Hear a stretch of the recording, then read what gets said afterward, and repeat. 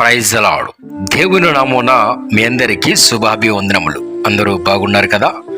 ఈరోజు దేవుని వాక్యం, గోధుమ గింజ భూమిలో పడి చావకుండిన ఎడల అది ఒంటరిగానే ఉండును, అది చచ్చిన ఎడల విస్తారముగా ఫలించును.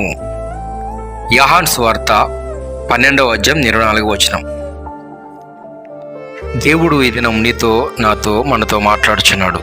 ఏ రీతిగా గోధుమ గింజ మన జీవితాన్ని సూచిస్తుందన్నమాట. మనం ఈ సంవత్సరం ఆఖరి గంటల్లో మనం ఉన్నాం. మరి కొద్ది గంటల్లో ఈ యొక్క సంవత్సరము గతించిపోతుంది. నూతన సంవత్సరంలో మనం అడుగు పెట్టబోచున్నాం. ఈ సంవత్సరం అంతా దేవుడు మనల్ని కాచి కాపాడాడు. ఆయన రెక్కల కింద భద్రపరిచి మనల్ని ఎంతగానో ఆశీర్వదించి ఫలింపజేశాడు. ఈ దినం వాగ్దానం చేస్తున్న దేవుడు విస్తారంగా ఫలించాలని దేవుడు కోరుకుంటున్నాడు. ఆత్మీయంగా విస్తారణ మనం ఫలించాలన్నమాట. ఆత్మీయంగా ఎదుగుదల కొరకు మనలో ఇంకా మరణించవలసినవి ఇంకా ఉన్నాయేమో.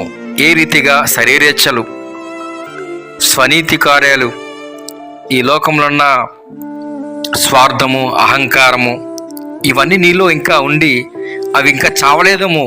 దేవుడిని దూరం చేస్తున్నాం. దేవుడిని మాట్లాడుచున్నాడు.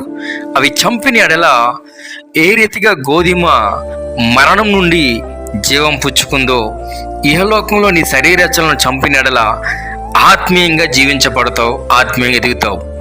దేవుళ్ళు ఇంకా ఆత్మీయంగా ఎదగాలని దేవుడు కోరుకుంటున్నాడు. ఈ సంవత్సరం నూతన సంవత్సరం అడుగు పెడుతున్న నువ్వు నూతనంగా జీవించడం కోరుకుంటే ఈ దినం దేవుడిని అడుగు, దేవునితో జీవించు. ఈ వాక్యము దేవుడు దీవించిన గాక. ఆమేన్.